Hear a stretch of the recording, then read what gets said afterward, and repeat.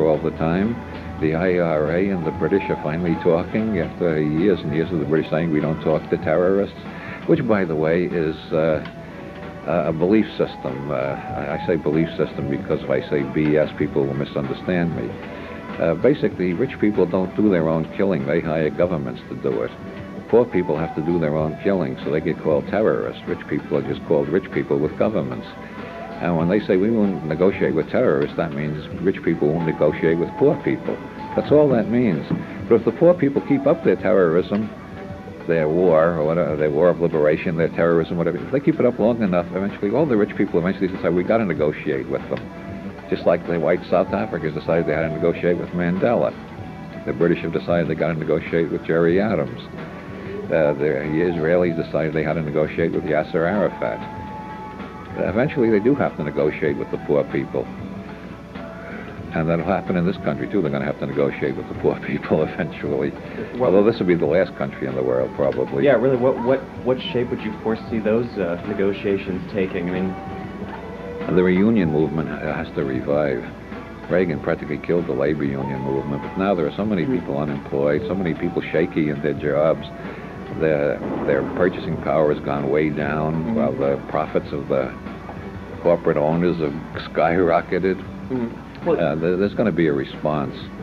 I don't want to use the word revolution because I don't know what form it'll take, but there will be a response.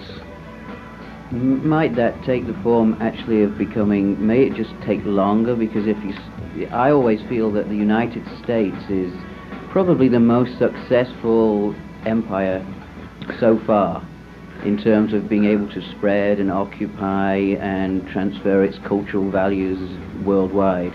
Might it just be that it'll take longer, but it would be a global poor people's revolt against the new world order of the United States? Yeah, I think it will have to be, because American workers now are not competing with other American workers. They're competing with slave labor in Southeast Asia. As a matter of fact, I think that's the main reason why we still got the anti-pot laws. That helps fill the prisons. Building prisons is our #1 growth industry. And if the Supreme Court has ruled convicts do not have to be paid the minimum wage.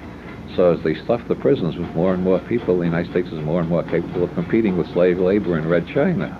Well, so they're going to keep filling the prisons. That's true. Well, they make blue jeans are made by prisoners now, and T-shirts and all sorts of consumer items. There are airlines and lots of companies have convicts doing their credit card phone calls.